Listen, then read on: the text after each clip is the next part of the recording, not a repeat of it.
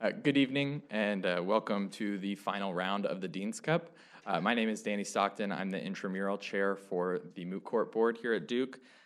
On behalf of our president, Anna Johns, she'd like me to express her regrets that she was unable to be here, but she's currently in the throes of the North Carolina bar exam. So she asked me to express her thanks to you all for being here tonight and to all of those that have contributed to the success of the competition. I'd like to mention just a few housekeeping items to start. If everyone could please turn off or silence your cell phones for us, that will help us minimize distractions for the competitors and the judges. In addition, once arguments begin, once the judges enter the room, we would appreciate it if you would all stay in your seats and not leave the room until the conclusion of the arguments. The Dean's Cup is Duke Law's premier oral advocacy competition. Our finalists, judges, professors, and administration come together to make this a very special event each year. We certainly hope you enjoyed tonight and are grateful for your attendance. I'd like to thank specifically a few people who have been particularly helpful in making the Dean's Cup a success this year. First and foremost, we'd like to thank Dean Levy. Your ongoing support for the Moot Court Board and for the Dean's Cup is greatly appreciated. I'd also like to thank our the Moot Court Board faculty advisor, Professor Sean Andresier. Your support for us in the Dean's Cup and in all of our Moot Court competitions is always extremely valuable, and we really appreciate the time and effort that you give, especially considering all of your other obligations. Finally, I'd like to thank on behalf of the board our Dean's Cup coordinators who are sitting down here in the front. Jordan Glassberg, Rory Gledhill, Ashley Wade, and Brian Underwood have put in an enormous amount of time over the past 6 months to make this competition successful and culminating in tonight's finals. So we really appreciate all of the work that you've done. I've really enjoyed getting to work with you over the past 6 months. Finally, I'd like to thank all of you for your attendance here tonight. And to congratulate our finalists for making it to this point. It's a big achievement to be a finalist in the Dean's Cup, so you should be very proud. To celebrate the finalist achievement and congratulate them on on making it this far, we'd like to invite all of you to a reception in the third floor mezzanine above Star Commons immediately following the conclusion of the arguments. Now, please, if you could welcome one of our Dean's Cup coordinators, Jordan Glassberg, to explain the structure of the Dean's Cup.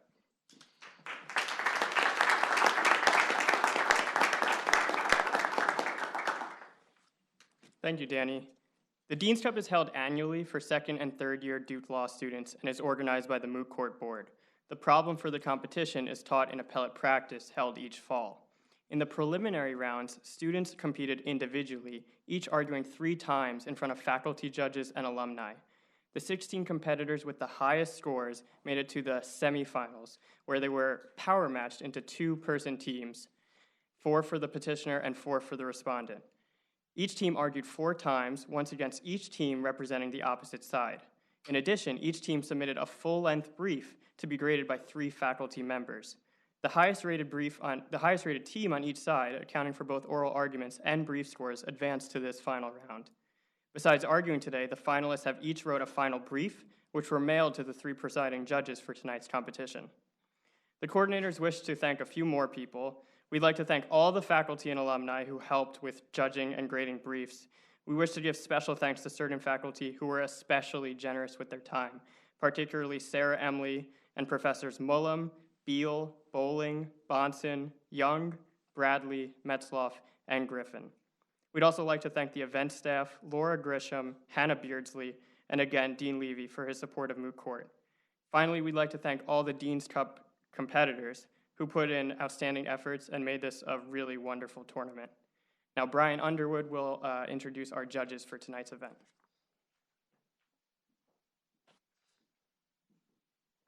Thank you, Jordan. I'd just like to say that in the Dean's Cup in years past, we've had some really great judges, and this year is certainly no exception. So without further ado, allow me to introduce the 3 presiding judges for tonight. First, we have Judge Jane Kelly of the 8th Circuit Court of Appeals. Judge Kelly was nominated by President Barack Obama in October in 2013, and she graduated from Duke University in 1987 and from Harvard Law School in 1991. After graduating from law school, Judge Kelly clerked for Judge David R. Hansen of the United States 8th Circuit Court of Appeals. From 1994 until her appointment in 2013, Judge Kelly worked as a federal public defender in the Northern District of Iowa. She also served as a supervising attorney in Cedar Rapids, Iowa, starting in 1999. Secondly, I'd like to introduce Judge Kimberly J. Mueller of the United States District Court of the Eastern District of California. Judge Mueller was nominated to the United States District Court by President Barack Obama in 2010. She graduated from Pomona College in 1981 and from Stanford Law School in 1995. Prior to law school, Judge Mueller served on the Sacramento City Council, and after graduating from law school, she worked at Orrick, Harrington, and Sutcliffe, and later opened her own private practice. In 2003, Judge Mueller was appointed as a federal magistrate judge of the Sacramento Division of the United States District Court for the Eastern District of California, becoming just the second woman to hold such a position since the Eastern District was established in 1966. Lastly, I'd like to introduce our presiding chief judge, Judge Richard C. Tallman of the United States Ninth Circuit Court of Appeals. Judge Tallman was nominated in 1999 by President Bill Clinton and graduated from the University of Santa Clara in 1975 and graduated from the University of Northwestern Law School in 1978. After graduating law school, he served as a law clerk for Judge Merle E. Sharp of the Western District of Washington. Judge Tallman worked as a trial lawyer for the Department of Justice and as an assistant United States attorney in Seattle, Washington. From 1983 until his appointment to the Ninth Circuit in 2000, Judge Tallman was an attorney in private practice in Seattle. He served as the chairman of the White Collar Criminal Defense Practice Group at the former Bogle and Gates law firm between 1990 and 1999. After the firm closed on March 31st, 1999, Judge Tallman formed the firm Tallman and Severin. Now I'd like to introduce Roy to introduce our finalists.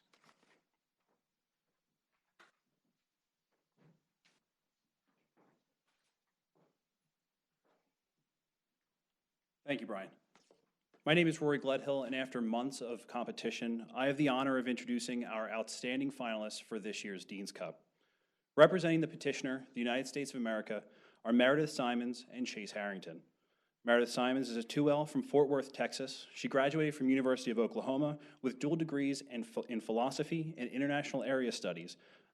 Before starting law school, she worked in journalism in Washington, D.C., and education in New Orleans, Louisiana.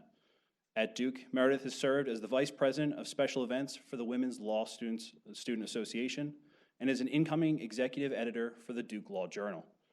This summer, she will be a summer associate in the litigation group at Gibson Dunn in their Los Angeles office. Chase Harrington is also a 2L from Orange County, California. He graduated from Concordia University at Irvine with a Bachelor of Arts in International Studies. At Duke, he is the Vice President of the Judge Joe Flatt chapter of the Federalist Society. This summer, he will be a law clerk for the Solicitor General of West Virginia. And representing the respondents, the state of Texas, are Ace Factor and Svein Hoexter. Ace Factor is a 2L from Fort Worth, Texas. He graduated from Georgetown University with majors in classics and government. Before law school, Ace worked as a 9th grade teacher in Chalmette, Louisiana. At Duke, Ace organizes the Southern Justice Spring Break Trip and is the incoming editor-in-chief of the Duke Law Journal. This summer, he will be a summer associate at Paul Weiss in their New York office. Svein Hoexter is a 2L from Chicago, Illinois. He graduated from the University of Wisconsin-Madison with majors in economics and rhetorical studies. Before law school, he worked as a paralegal at a large law firm and has also worked on immigration matters for the Department of Labor. At Duke, he is a member of the mock trial and moot court boards and is a contributor for Duke Law's comedy show, Tricky Dick. This summer, he will be a summer associate at Allen & Overy in their New York office. Now I invite Ashley to come up and present the problem.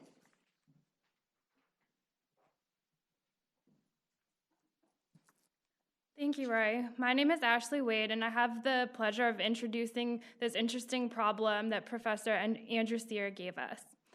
This case presents a challenge by Texas and 25 other states to the deferred action for parents of Americans in lawful permanent residence immigration policy known as DAPA. On November 20th, 2014, Secretary Jay Johnson issued a series of memoranda to DHS immigration officials. One memo revised the agency's enforcement priorities for apprehending, detaining, and removing illegal aliens, a policy justified on the basis of limited resources. Collectively, these priorities target aliens who pose a threat to national security, border security, or public safety, are very recent public entrants, or aliens apprehended at the border. The memo says that other unlawfully present aliens remain subject to removal, but only if removal would serve an important federal interest. On the same day, Secretary Johnson issued another memo challenged in this suit.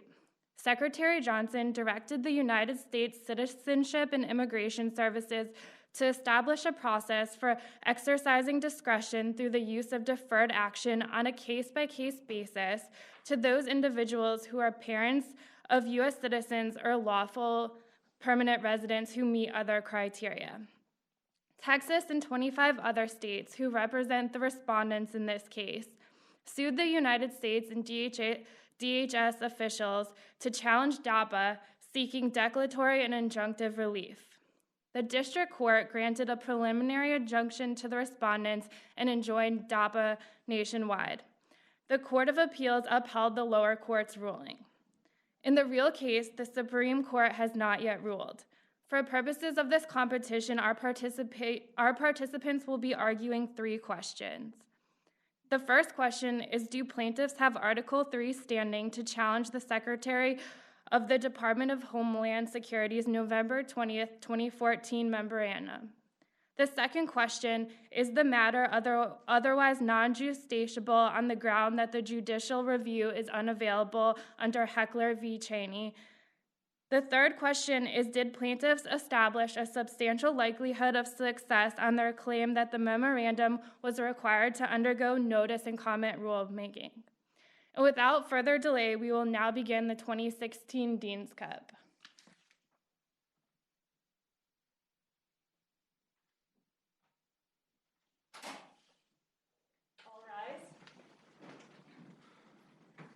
Oyez, oyez, oyez. All persons having business before the Honorable, the Supreme Court of the United States, are admonished to draw near and give their attention, for the court is now sitting.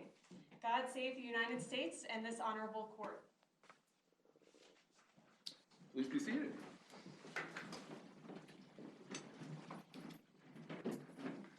Clerk will call a calendar.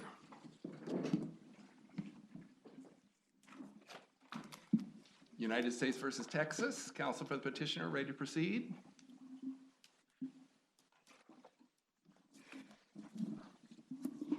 Mr. Chief Justice, and may it please the court. My name is Meredith Simons, and together with my co-counsel, Chase Harrington, I represent the petitioner, the United States.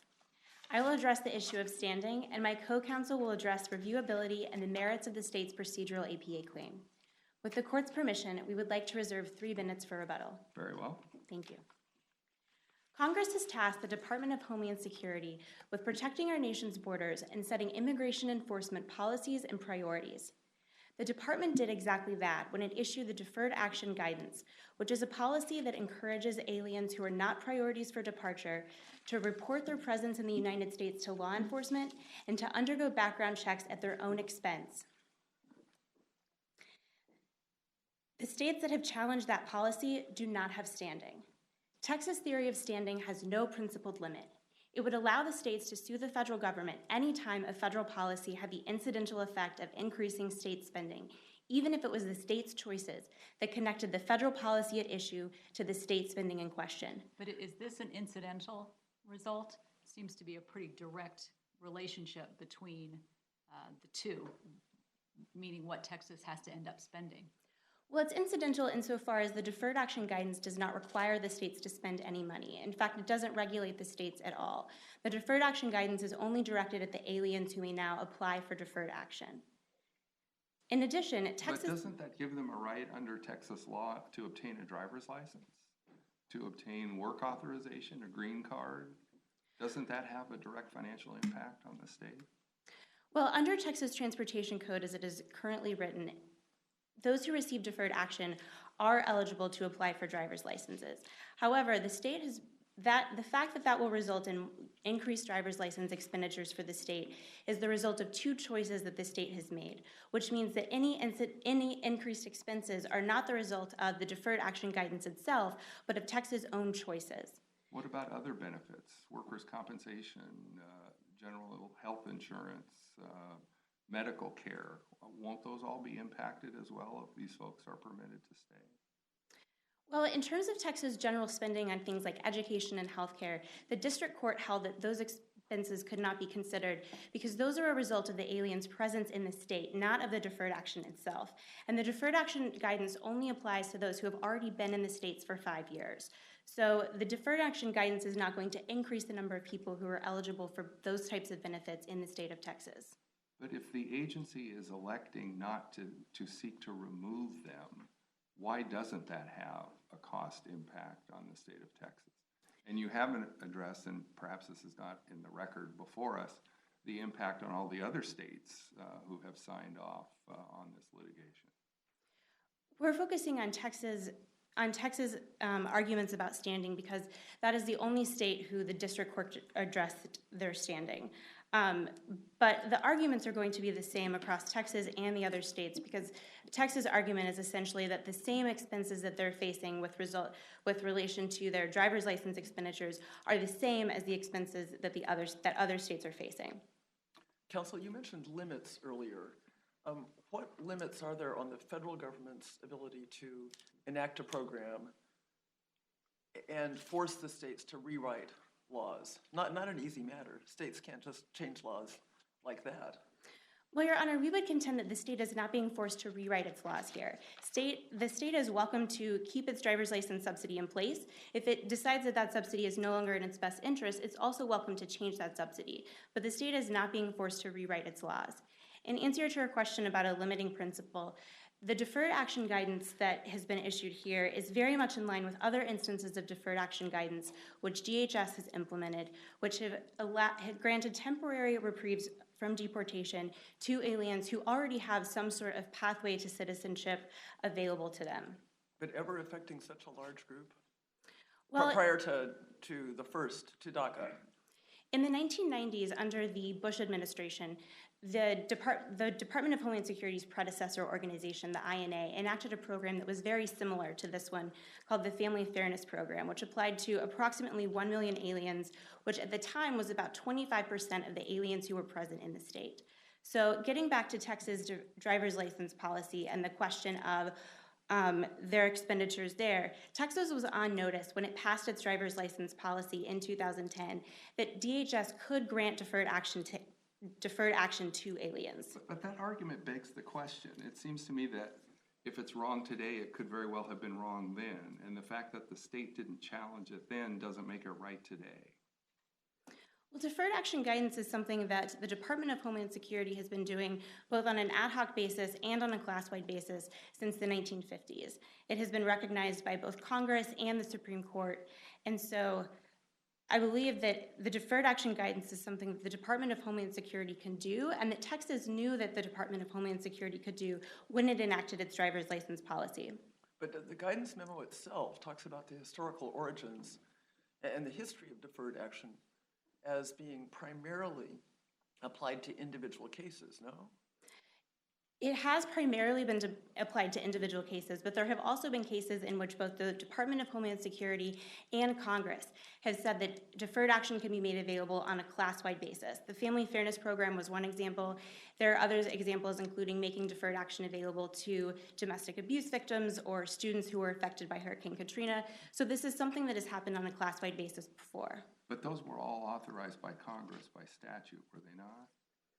I don't believe the Family Fairness Program was when it was first enacted. That was something that began with the INA and that Congress eventually adopted. Well, what do we do with the fact that Congress was asked by the president to pass the DREAM Act and refused to take legislative action on it? This is a separate policy from the DREAM Act, which has been enacted as a result of the continuing resource constraints faced by the Department of Homeland Security and under their discretion, which is granted by Congress, to set immigration enforcement policies and priorities. But to return to the question of standing, if I may, at the threshold of the standing inquiry, Texas cannot establish that it is certain to suffer an injury if the deferred action guidance is implemented. Is that in part based on your offset theory? Yes, Your Honor.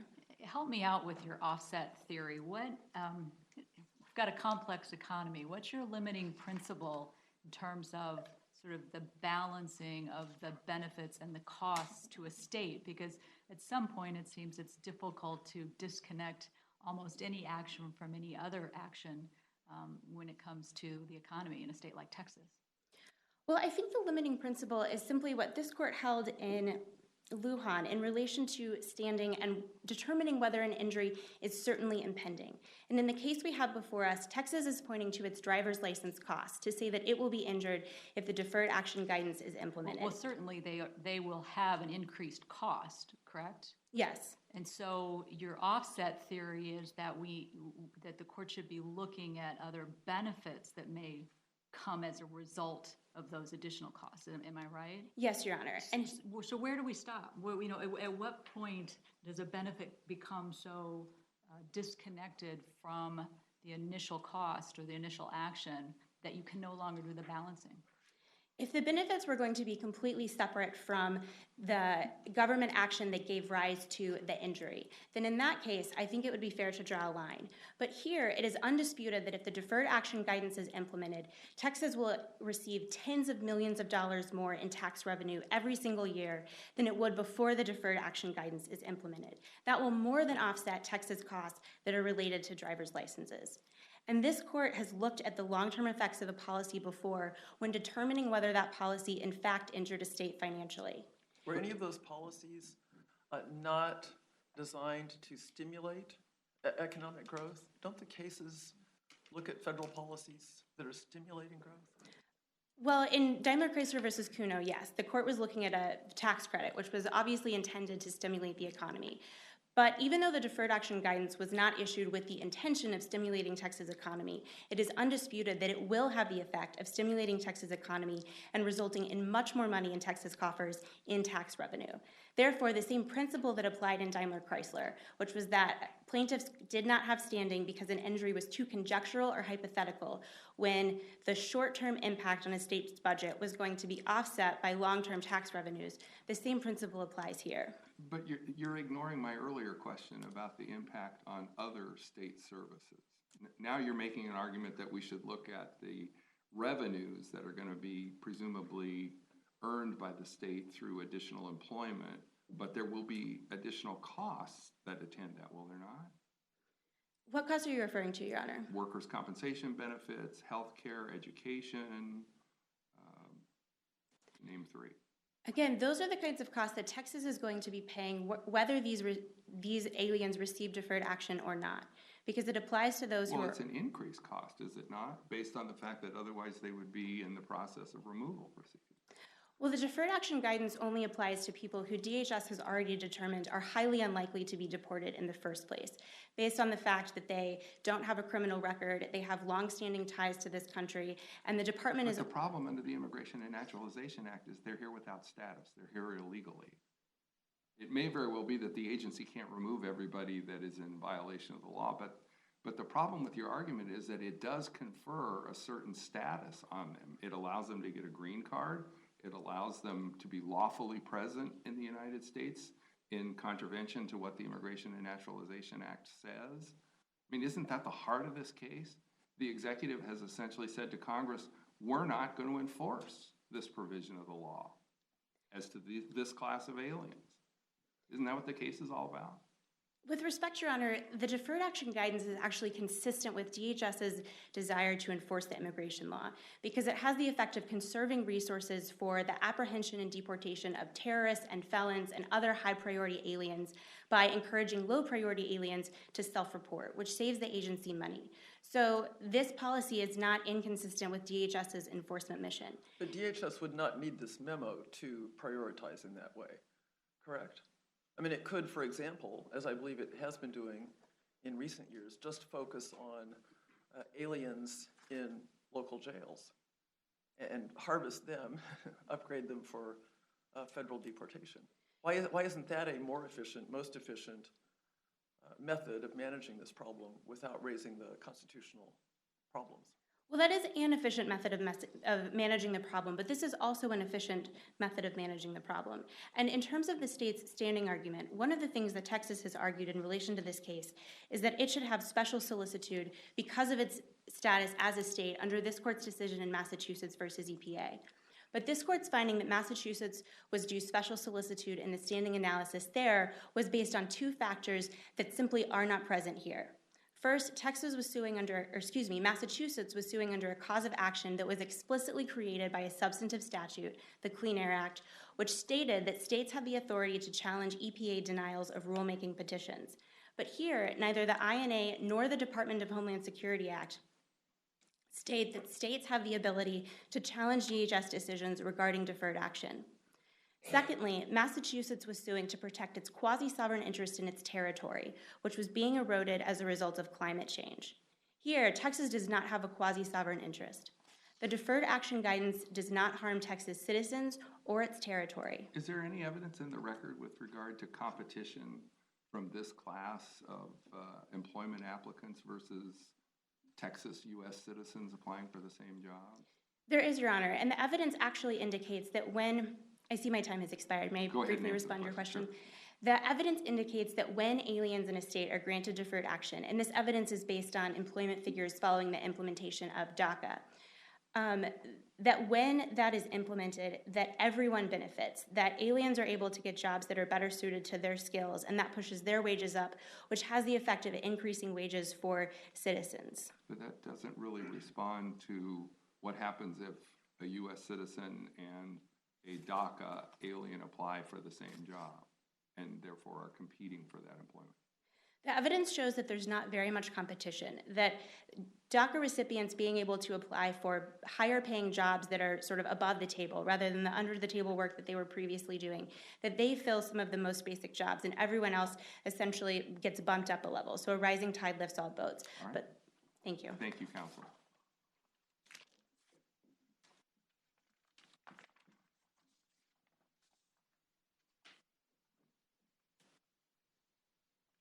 Mr. Chief Justice, and may it please the Court, my name is Chase Harrington, counsel for the petitioners.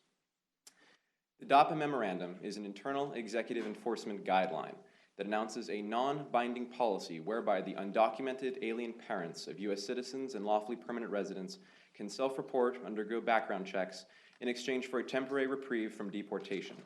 Well, Counsel, doesn't it do more than that? I mean, it provides 5 criteria, and then it directs the members of the Department of Homeland Security to grant deferred action status to the applicant. It's a mandatory consequence.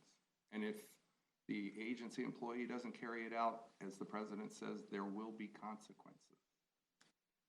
Well, Your Honor, with respect to the justiciability part of that your question speaks to, the deferred action guidance is non-justiciable because it falls within the ambit of prosecutorial discretion. At base, the deferred action guidance deprioritizes these aliens within the department. So those aliens that, after the official reviews those enumerated considerations and decides that this alien merits a voluntary or a favorable exercise of prosecutorial discretion, that alien remains removable but is now deprioritized within the system.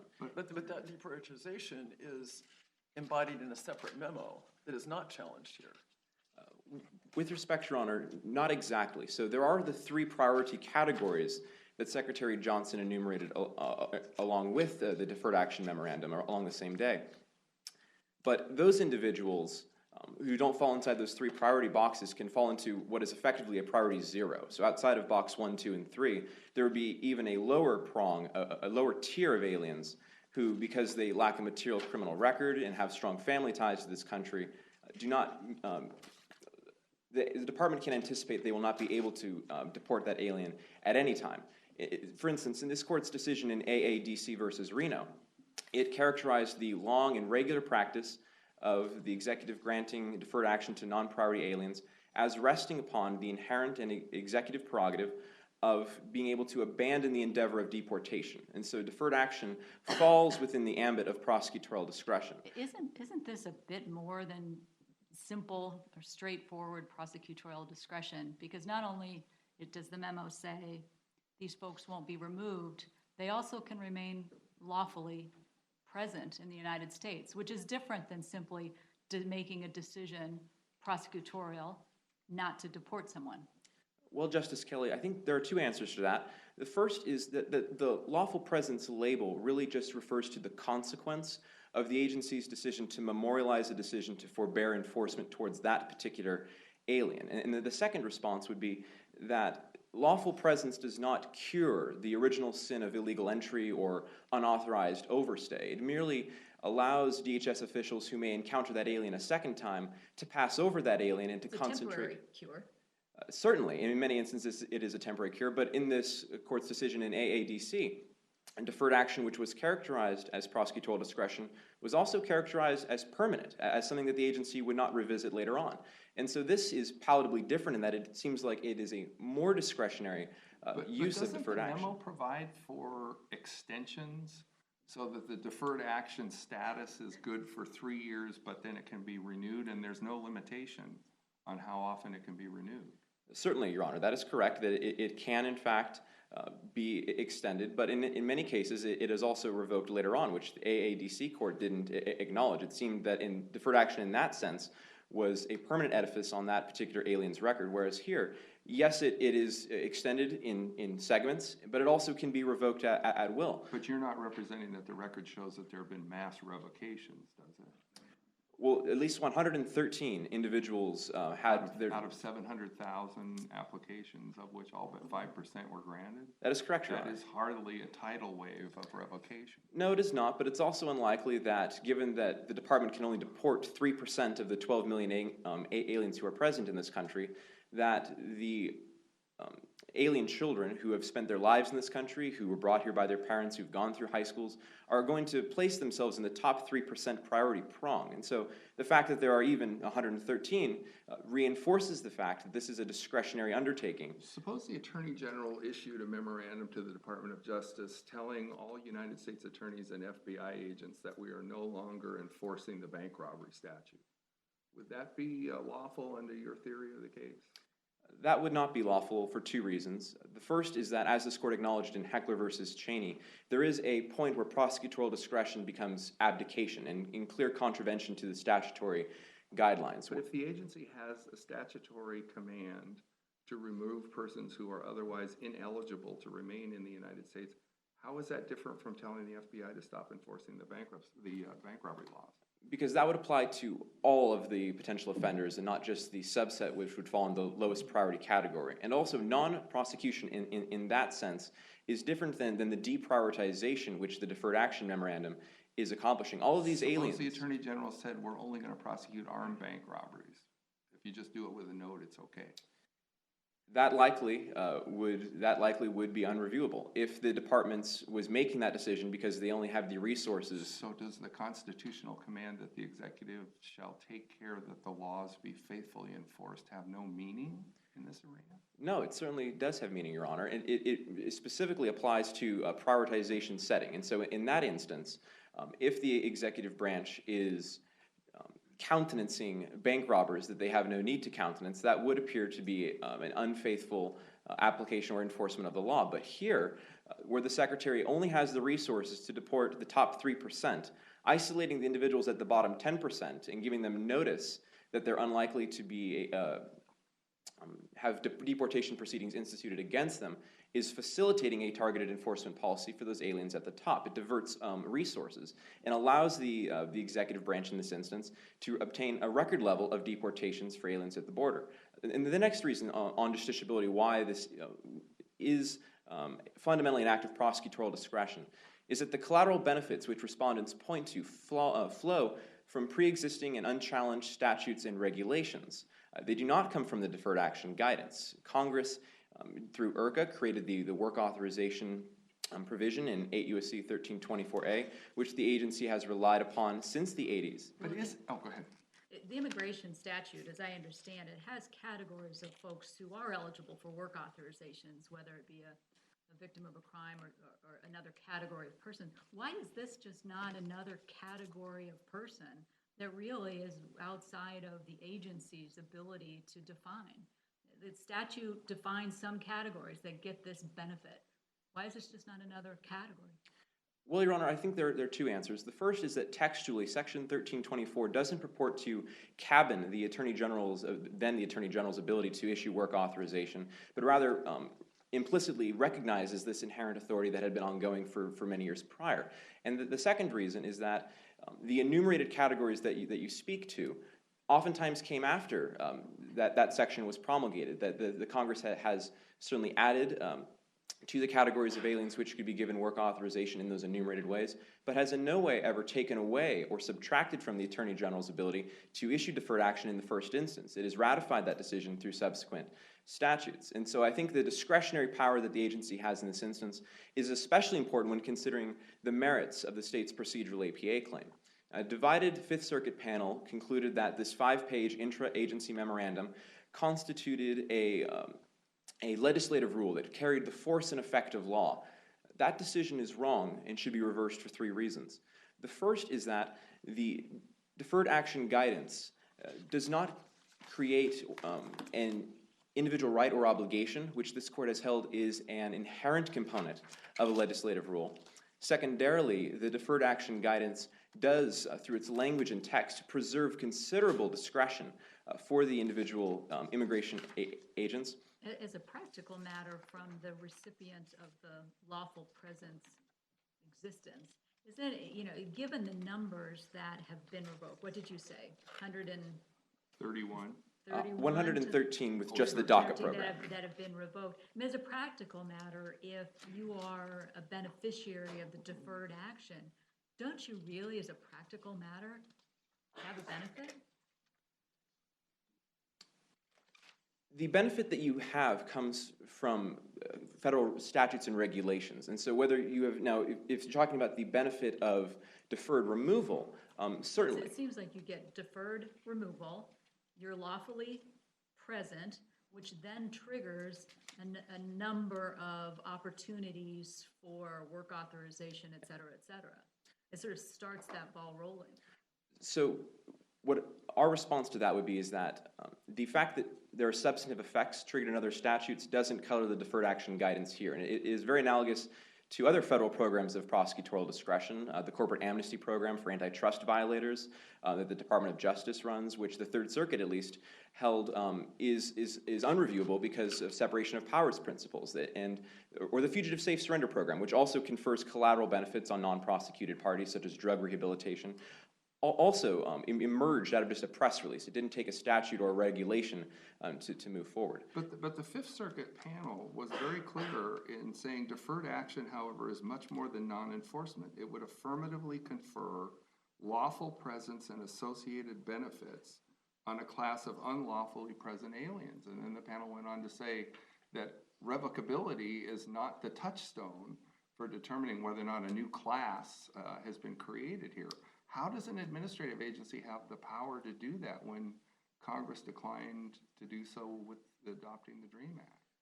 Well, Your Honor, each alien that has been given deferred action does not have a stronger claim to remain in this country the day after as they did the day before. That's why the Fifth Circuit's claim that revocability isn't the touchstone is in error. Why doesn't he have a right to stay for 3 years? Because the agency can terminate it without notice or recourse at any time. But as a practical matter, the agency doesn't do that. So he does have, he's different in status once deferred action is granted than someone who's just coming across the border and happens to, unluckily for him, be caught by the Border Patrol within a few feet of the border. But that still leaves the critical consideration that the agency is never bound to honor, that this is still just, this alien is at the mercy of the federal government within this respect. There's no individual right here, which is why under the court's case of Chrysler Corporation versus Brown, when it distinguished a legislative rule from a general statement of policy, one which creates a legally enforceable right and one which merely prospectively announces how the agency will wield a discretionary power, the deferred action guidance fits much more neatly in the general statement of policy category. So if Congress comes up with the funds tomorrow to fully fund enforcement, revocation for everyone who's received deferred action status?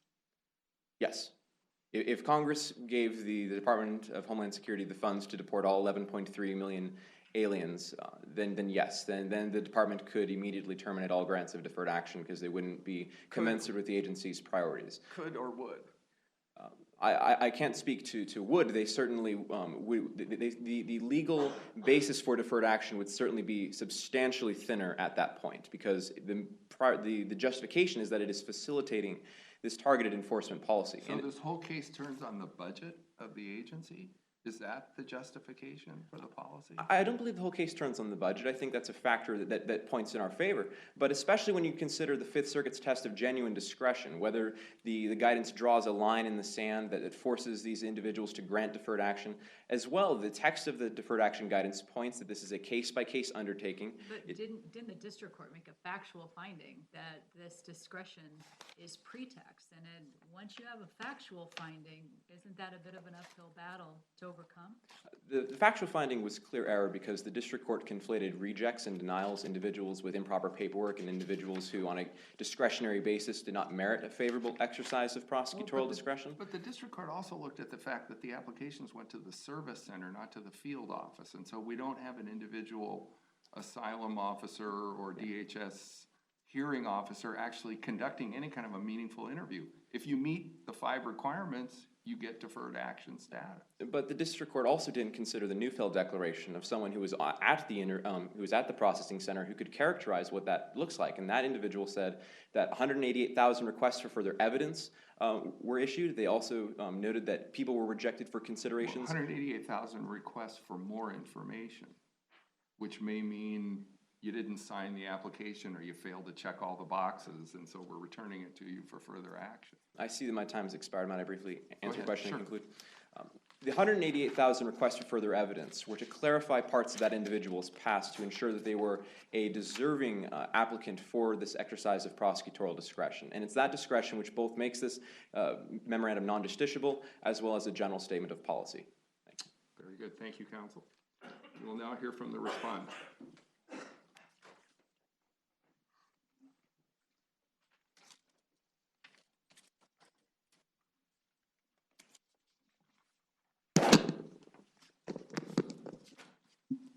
Counsel? Mr. Chief Justice, and may it please the court. My name is Ace Factor, here with co-counsel Svein Hoexter, counsel for the respondents. I will be addressing the standing issue, and co-counsel will be addressing reviewability and the merits. DAPA would be one of the largest changes in immigration policy in our nation's history.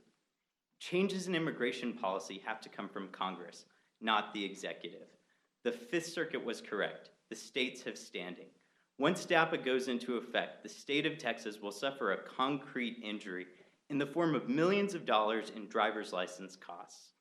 The DAPA memorandum on its face renders aliens eligible for lawful presence. On page 2 of the memorandum, the memorandum says that deferred action under DAPA simply means that an alien is entitled to be lawfully present in the country. Why are the amendments that the petitioner suggests not possible to solve this problem for Texas? Provide licenses only to legal permanent residents or persons with visas, for example. Your Honor, the Ninth Circuit addressed that issue in Arizona DREAM Act, and they said that if a state denied driver's licenses to some deferred action recipients and not others, they would be barred by an equal protection claim. The executive But what about charging the deferred action beneficiaries the additional amount, not subsidizing them? So the self-inflicting injury argument is made on 2 points, that Texas can choose the class and that they could change their laws. And if it's the law that any time a state could change its law to avoid standing, a number of this court's cases would be wrongly decided. Watt against Energy Action, Wyoming against Oklahoma, Maryland against Louisiana, all found that states had standing based on a loss of a specific tax revenue, a direct financial stake, and when Maryland had to spend additional costs based on a Louisiana imposed tax. So the argument can't be that whenever a state has the ability to avoid an injury through changing its laws, because states can always change its laws to avoid injury and pass those costs on to the citizens, it would negate Texas's injury. But the problem here is that Texas is subsidizing the cost of the issuance of its driver's licenses, right? That's right, Your Honor, and that's... In Wyoming, the problem was that if Oklahoma imposed a 10% Oklahoma coal rule, then there might be a significant reduction in coal mined and shipped from Wyoming. And so Wyoming would lose revenue from the drop in coal shipments. So isn't that a key distinction between that case and this case? Well, Your Honor, their Wyoming chose the class that it was going to tax. It said, we're going to tax coal severance. And it also chose the rate. It said we're going to tax coal severance at 10%.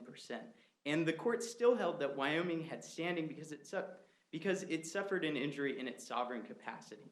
Just like Texas will suffer a direct injury in its sovereign capacity here. But isn't Texas already affording driver's licenses to people who are allowed to remain here in some sort of a deferred status, whether they're here by parole or withholding of removal, all of the other statutorily authorized grounds on which a person otherwise ineligible to remain here is allowed to remain? Absolutely, Mr. Chief Justice. Texas's driver's licenses policy gives driver's license to folks who are lawfully present.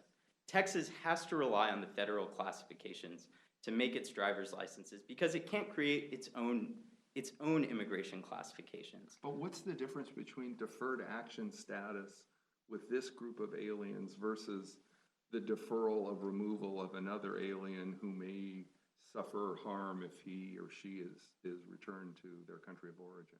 There's a very key difference here in that those other aliens, the executive is just saying, we are not going to prosecute you. Those aliens are still present. They're not necessarily lawfully present. DAPA does something different. DAPA on its face says that an alien is lawfully present. And that lawful presence... But doesn't it say an alien can apply? That's right. For lawful presence status. That's right, Your Honor. Once the alien applies, they will be granted deferred action, which under DAPA means that they're lawfully present. The United States Code uses the term lawful presence to define eligibility for Medicare, Social Security, the Earned Income Tax Credit. It is a change in immigration classification with significant legal consequences. Isn't Texas, just on the very list, isn't Texas going to benefit financially, economically? Isn't there something to the offset theory? Are we looking too narrowly here? Justice Kelly, Texas may benefit in the future from the increased number of aliens who are working on the books now as opposed to off the books. But this court, in the standing analysis, only looks to see whether a plaintiff has suffered a concrete injury. This court has never held that the standing analysis is an accounting exercise. Well, we kind of have to speculate a little bit on the numbers of people who will be applying for driver's license, and so isn't the same amount of speculation attached to any benefit that might come from increased tax revenue, et cetera, et cetera? Well, the causal connection here is much more direct. Once DAPA goes into effect, aliens who were previously unlawfully present are now eligible to apply for lawfully present. There are 500,000 unlawfully present aliens in Texas currently, and the district court found that if at least some of them applied for driver's licenses, Texas would suffer a concrete injury. 500,000 under this particular program. You didn't mean to suggest that there are only 500,000 illegal aliens. That's right, Your Honor. 500,000 who would be eligible for DAPA. Thank you for the clarification. And the causal connection here is much more direct than the attenuated causal connection that was sufficient for standing in Massachusetts. There, the state of Massachusetts and other states challenged the EPA's refusal to regulate greenhouse gas emissions. That refusal to regulate greenhouse gas emissions led to an increase in global temperatures worldwide, which led to a reduction of Massachusetts' shoreline. The causal connection here is much more direct. DAPA goes into effect, aliens are eligible to apply for lawful presence, and then they will receive Texas driver's licenses. It seems like there is a distinguishing factor there. The shorelines of a state could be permanently changed.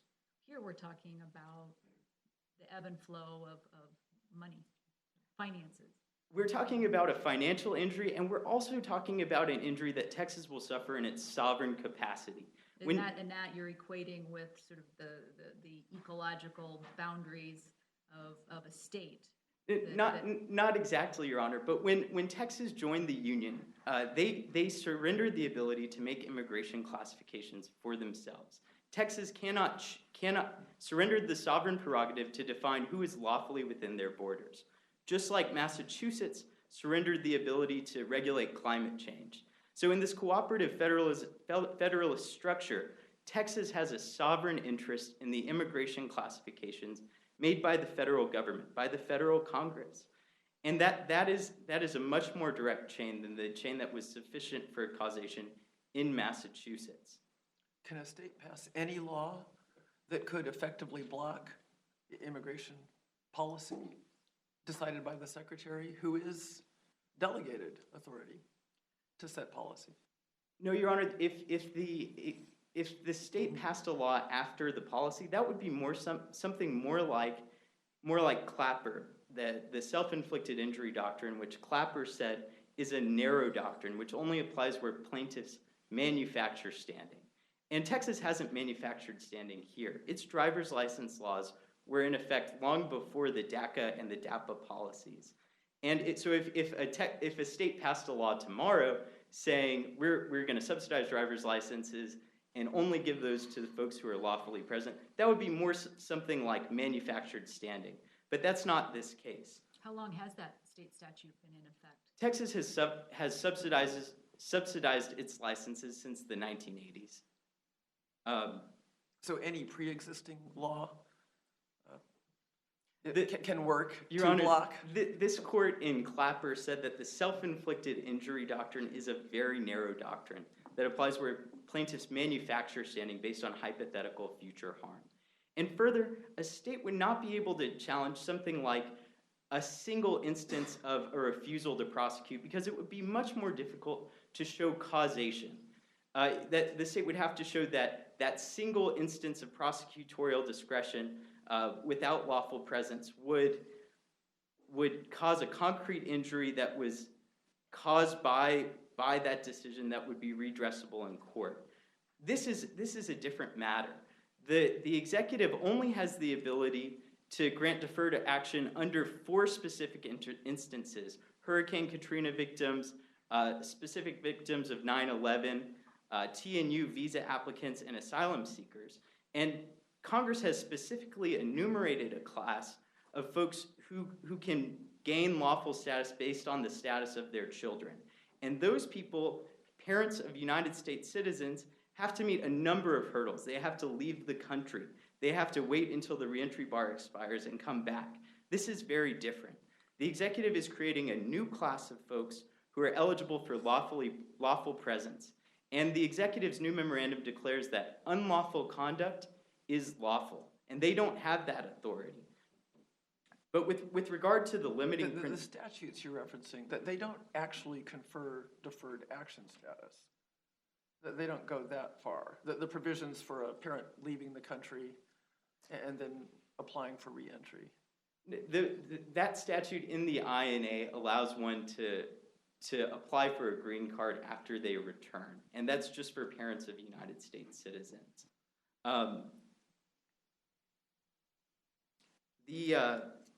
This court has never held that an offsetting benefits theory applies because the standing inquiry only asks whether a plaintiff has suffered a concrete injury caused by the government action that is redressable in court. Texas has here, because when it joined the Union, it surrendered its sovereign prerogatives to make immigration classifications. And further, Massachusetts against EPA said that states have special solicitude in the standing analysis. And barring Texas from standing here would be doing the exact opposite of that, saying that it is harder for Texas to sue than an individual who suffers a similar concrete harm.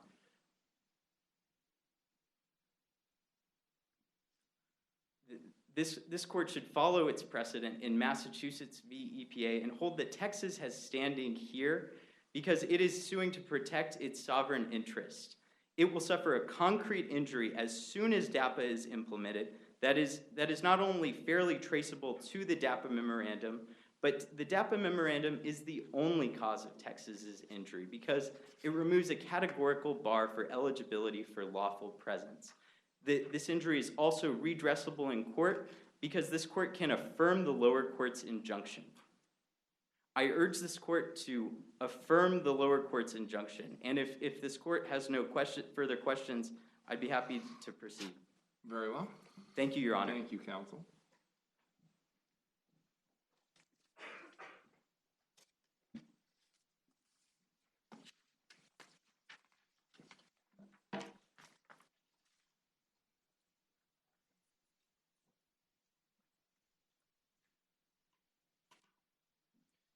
Good evening, Your Honors. Mr. Chief Justice, and may it please the Court, my name is Svein Hoexter, Counsel for Respondents. Your Honors, DAPA is judicially reviewable agency action. Unlike mere prosecutorial discretion, DAPA effectively rewrites the nation's immigration laws to affirmatively confer lawful presence, work authorization, and other associated benefits on otherwise ineligible illegal aliens. Moreover, DAPA is a substantive change in the law that required notice and comment rulemaking. Whenever an agency acts, there's a baseline presumption in favor of reviewability. And within the DAPA memorandum, there are two distinct and separately judicially reviewable agency actions. The first is the simple creation of the category under DAPA, which the Department of Homeland Security is exercising its ability to grant deferred action and work authorization. So it's just the mere creation of a new category. But isn't it true that the agency was making it pretty clear that whether you fall into this new category is discretionary? And they use that language throughout the memo fairly frequently. They do use the language that this program will be discretionary throughout the memo. But in practice, whether or not the program is applied with discretion is what's relevant. And how do we know about in practice? This has not been implemented yet, correct? Well, the lower court found, which here today is reviewed for clear error, that DACA, and DAPA is modeled exactly after DACA. It's effectively an extension of DACA. The lower court found that the way that DACA was implemented was every single application was rubber stamped. The way that DAPA works... It did so by disregarding the Neufeld Declaration. Well, applying the burdens of proof faithfully. How can we affirm that? A look at the record will show that the district court's determination was not a clear error. The way that the Department of Homeland Security instructed its officers to implement DACA clearly shows that no discretion was applied. The way that DACA and DAPA work are that the agency creates new forms on which the criteria expressed in the memoranda are then reflected on the forms. Why isn't that a contested issue of material fact that would defeat the ability of the court to enter summary judgment? We've got a declaration on the one hand by Mr. Neufeld and a declaration by Mr. Polinkas. One says there is discretion, the other says there is no discretion. Isn't that a material issue that needs to be resolved by a trier of fact? Well, the lower court held that the Polinkas declaration was to be considered and not the executive's declaration. That doesn't address the issue, does it? Well, Your Honor, Is there a conflict or not between the two declarations? If there is, then I don't see how the district court could enter summary judgment. A review of the record shows that there's no discretion applied to DACA. And whether or not the Neufeld declaration is considered as immaterial because the findings of the district court are reviewed for clear error and there's no clear error. The district court can't make findings of fact on summary judgment if there are contested issues of material fact. That has to be reserved to the jury. Well, whether or not there's discretion isn't necessarily the law about whether or not this is a substantive rule that required notice and comment. That's just what the Fifth Circuit has used. This court in Lincoln v. Vigil held that whether or not an agency's actions imposes new rights or obligations determines whether or not it required notice and comment. Counsel, I don't think you're responding to my question. My question is there a conflict between the two declarations as to whether or not there is discretion by the agency to grant deferred action? This court could find that there's a conflict and that the ruling was clearly erroneous, but still that would not defeat... Well, if we so found, then wouldn't we have to vacate the preliminary injunction and remand for trial on the merits? No, Your Honor, because... We wouldn't reach the merits of this case, would we? But the merits in the lower court were also determined on the basis not only that the agency wasn't applying discretion, but that the acts of the agency imposed new rights and obligations, and therefore was a substantive change in the law. The executive himself said, I am substantively changing the law.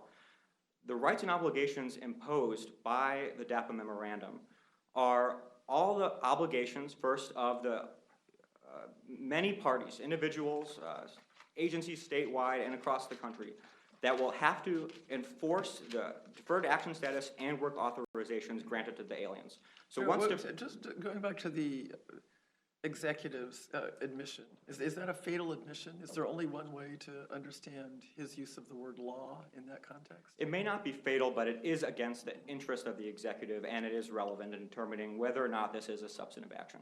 What the executive intended to do by promulgating the DAPA memorandum was to confer affirmative benefits to aliens.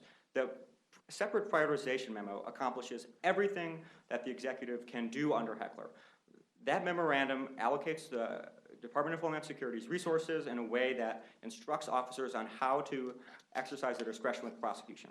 What the DAPA memorandum does, which is what Texas is challenging here, is actually not conserve resources for other endeavors of prosecution, but instructs the Department of Homeland Security to use substantial resources to grant substantial benefits.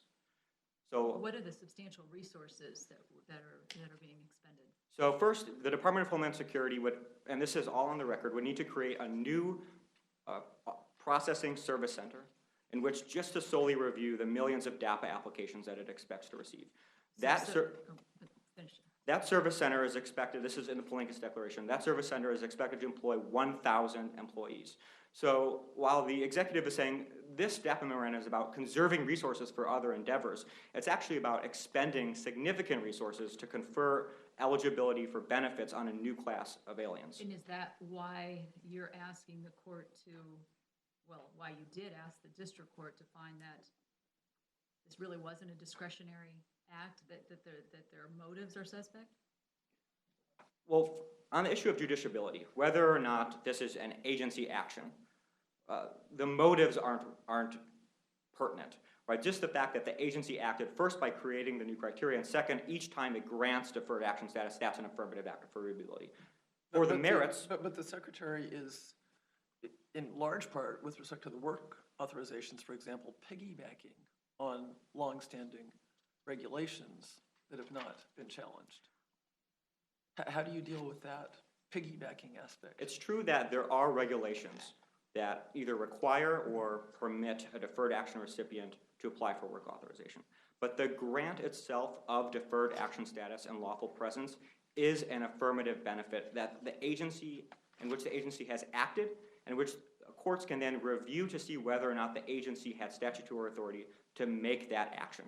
So is your position that if the agency had simply said, we don't have enough law enforcement resources to go after this particular class of aliens, we're just going to allocate our resources to the three priority categories: terrorists, those we catch coming across the border, and criminal aliens, that would be permissible? It's the conferring of the status that renders it unconstitutional. That's exactly correct, Your Honor. And that prioritization of resources and the direction of who to prosecute is entirely accomplished in the separate prioritization memo. The DAPA memorandum doesn't even touch on that. The DAPA memorandum instructs immediately Department of Homeland Security officers to implement a brand new immigration program on which they receive new applications on forms which they created specifically for DAPA, and then on which they issue work authorization cards based on the grant of deferred action status, specifically under DAPA deferred action status. But how is that different from the benefit that is conferred on an individual who is otherwise removable, but the AG exercises her discretion not to remove this particular alien? Aren't they entitled to the same benefits if that's the agency's decision? No, Your Honor. In that case, they would simply not be prosecuted. They wouldn't be lawfully present. They wouldn't be eligible for work authorizations. They wouldn't be granted deferred action status. And, what other method is there? I heard what you said to the chief, but given the large numbers here, that poses an administrative challenge in and of itself. And so this is a way of creating a system that clearly identifies those who have been deferred until they're revoked. Well, the prioritization memo does the same job at identifying those who the executive has chosen not to prosecute. But that requires case-by-case application. It wouldn't even require case-by-case application. Prosecutorial discretion decisions don't need to be made on a case-by-case basis. The executive can instruct the Department of Homeland Security officers on a categorical basis how to exercise merely prosecutorial discretion. But that doesn't mean the executive can instruct the Department of Homeland Security to create a new immigration program that confers substantive benefits to millions of illegal aliens that are then enforceable all across the country. What about revocability? Revocability, Revocable at any time, the petitioner says. revocability isn't the touchstone of whether or not an agency has acted or not acted.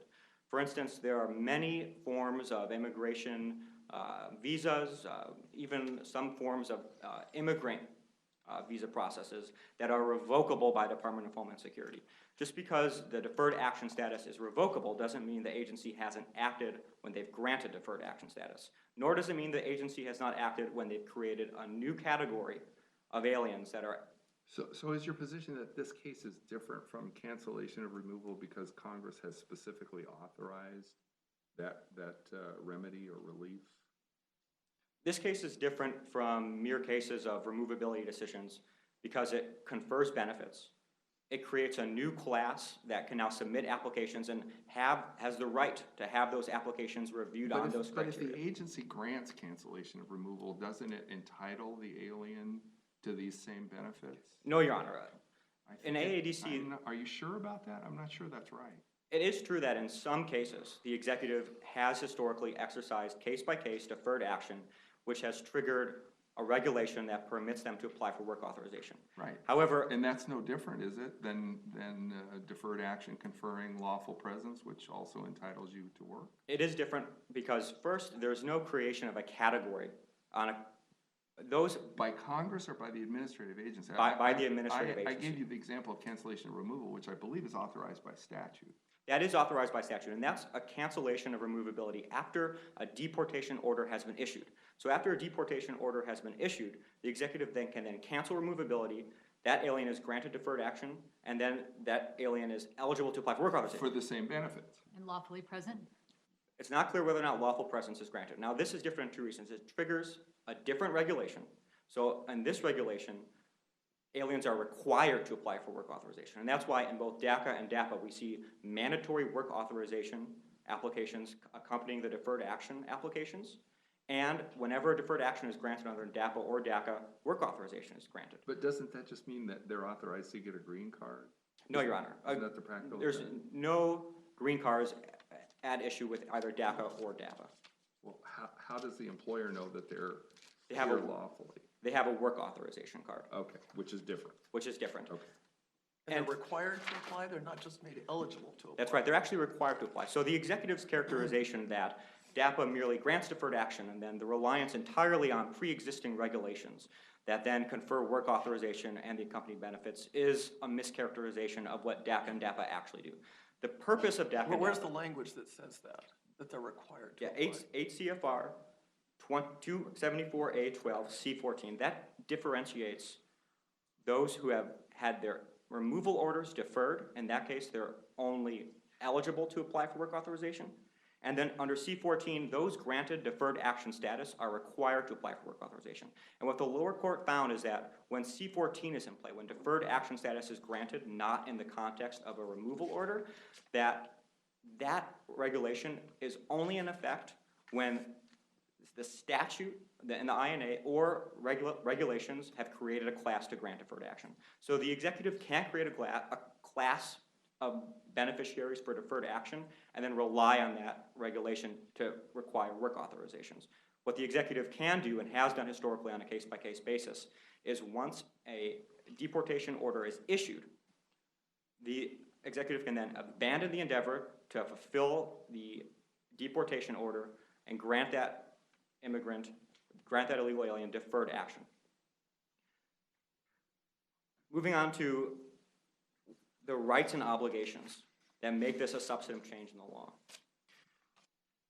The obligations imposed on the Department of Homeland Security are to create a new immigrant program that expends massive resources and instructs Department of Homeland Security officers to behave in a very specific way. For instance, under the DACA memorandum, and it's true that DAPA has not been implemented, but the face of the DAPA memorandum says that it will be implemented as an extension of DACA. DH officers are instructed that they shall not deny DACA requests based on a failure to submit evidence. And the time to submit new evidence under an RFE shall be 87 days. So the officers even lack the discretion to deny a deferred action application if the correct evidence wasn't submitted. The ability of the on-the-ground officers who actually aren't doing interviews, are just reviewing paperwork in a service center, has been completely removed.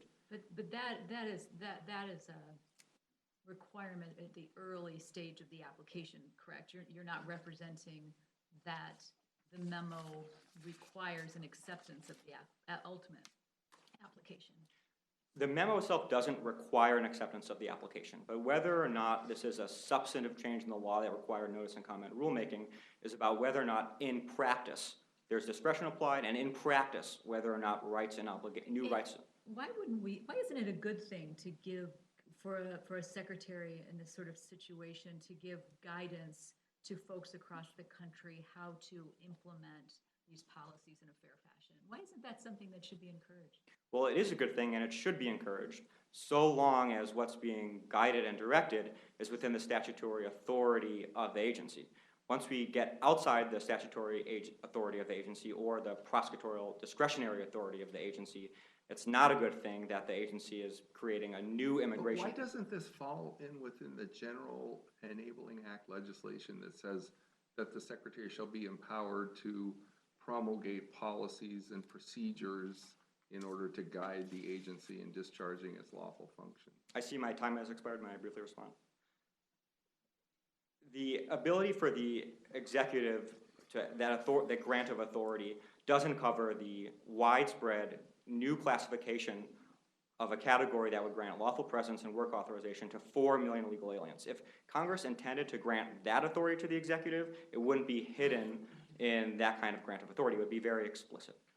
For these reasons, the DAPA memorandum is an affirmative action that's reviewable, and it is a substantive change in the law that required notice and comment rulemaking. Thank you. Thank you, counsel. Rebuttal, Ms. Simons?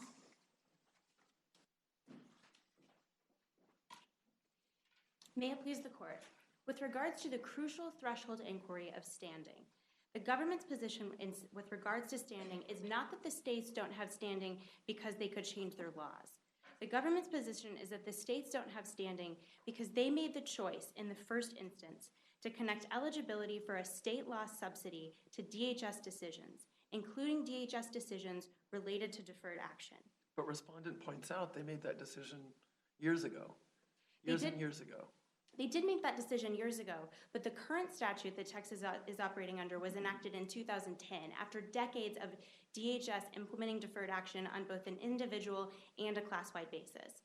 So Texas had ample notice that granting deferred action was something that the Department of Homeland Security could and would do, and yet it still chose to predicate eligibility for driver's licenses on DHS decisions about whether an alien was authorized to be in the country. But is the distinction between the size of the class? I mean, we are clearly dealing with the largest class of aliens that Texas has ever seen, are we not? This is a larger class of aliens, yes, but the distinction is not with the size of the class. The crucial question here is whether the state has decided on its own to link its own policies to those of another sovereign. This court held in Pennsylvania versus New Jersey that Pennsylvania did not have standing to challenge New Jersey's tax code there because Pennsylvania had made the choice to link its tax code to a neighboring state's. Here, Texas has made the decision to link eligibility for driver's licenses to DHS decisions, and therefore it should not have standing. Holding that Texas has standing here would undermine Article 3's role as a separation of the safeguard of powers because it would open up the federal government to suit by a multitude of states who were simply unhappy with the federal government's policy decisions. There are currently many federal policies that states have incorporated into their own codes. For example, many states incorporate the definition of adjusted gross income from the IRS into their tax codes. Under Texas theory of standing, if the IRS were to change its formula for calculating adjusted gross income in a way that decreased state revenues, every state in the union would have standing to sue the federal government. Assuming that we don't buy your argument and we find standing, what's your response to the argument with regard to creating a new category? I'll call it lawful permanent or permanent, lawful presence. And that has to be done by Congress. It can't be done by the administrative agency. This is not a new category. Saying that an alien has lawful presence is simply a label for the fact that the Department of Homeland Security has decided to temporarily refrain from deporting that alien. So DHS has not created some new form of deferred action with the deferred action guidance. What they're doing here is completely consistent with what they have been doing for decades, a practice that has been recognized both by this court and by Congress. Counsel, your time has expired. The case just argued is submitted for decision, and we will stand in adjournment. All rise.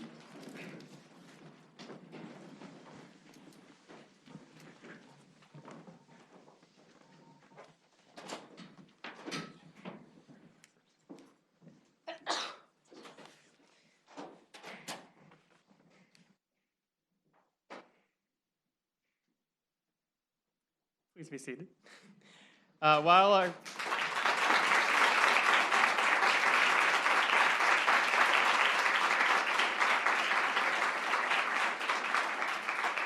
our judges will come back shortly and announce the winner, but as everybody just clapped for, all our finalists did fantastic tonight, and please stick around to see who won the Dean's Cup.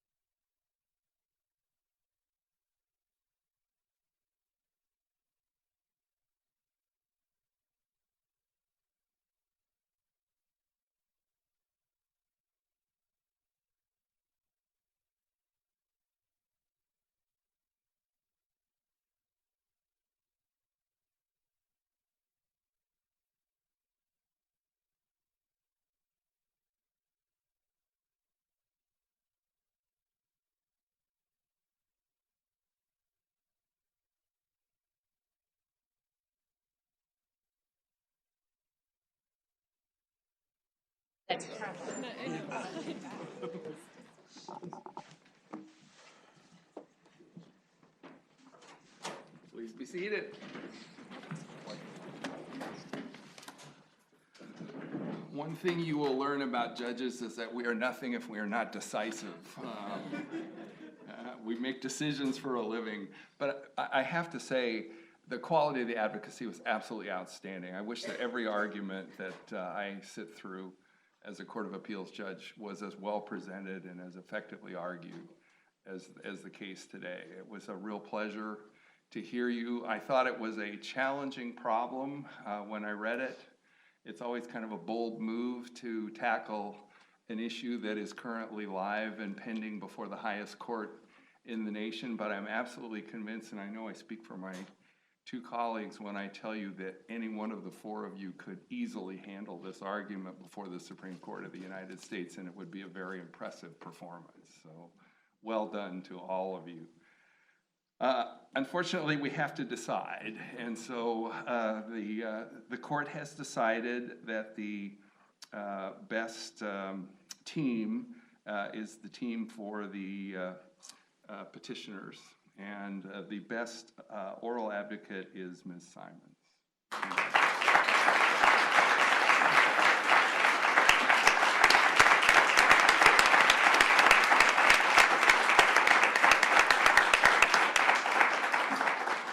If either of my colleagues would like to add comments, please feel free. I echo what the chief has said. What a great job all four of you did in tackling really some tough issues, tougher than a lot that we see, I think, in real court. And you knew your record, you knew the laws, every one of you. Very impressive. It was a real joy. And I would just say the same. Both your ability to stay on track when asked difficult questions, your nimbleness with the material, your having anticipated, all of you, the questions that we would ask was very, very impressive. So thank you for the opportunity.